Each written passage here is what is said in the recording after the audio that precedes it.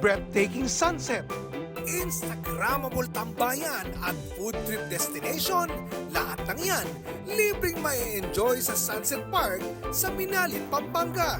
Dati itong dike na ginawang all-in-one pasyalan. Tsak na picture perfect ang tulay na puno ng pailaw habang nagkukulay kahel ang langit.